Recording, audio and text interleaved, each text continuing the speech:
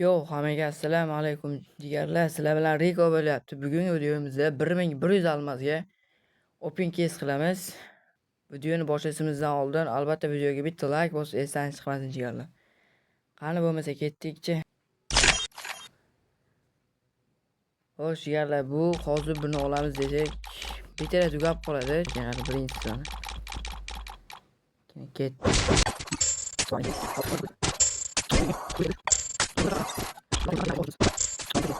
Jalka bo'ladi hozir unchalik. O 90 taga 5 ta. Qaraylar jigarlar, hozir bitta.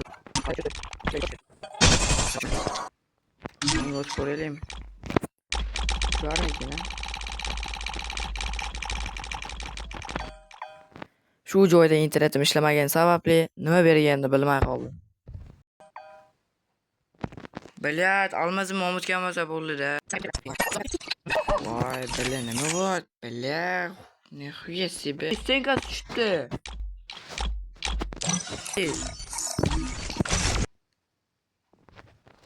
Yaxshi, senkasi.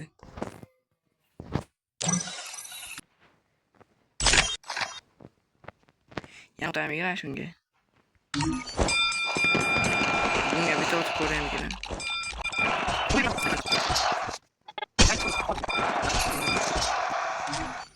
Mana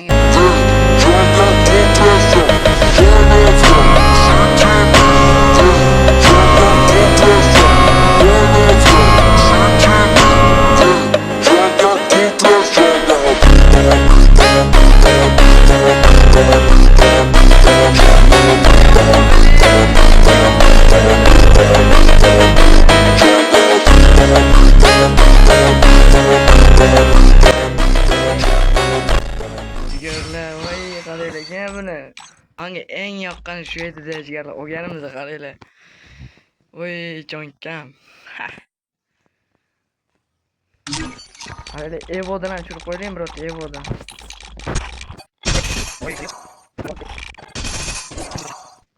Aytdi nima bor?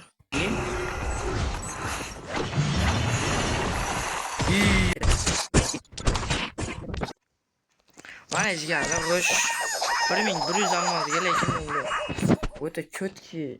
Eng yoqqan narsa tushirdim. Mana bu qaranglar buni. Turishini qaranglar. Voy. Hop, bu open case'da shu kiyim oldik. Mana buni oldik. İkak stena oldik. Menga yo'qdi bu. Normaldi chat. Videomiz yoqqan bo'lsa shu bitta like, abonent bosib qo'yinglar jigarlar. Addushi hammaga rahmat.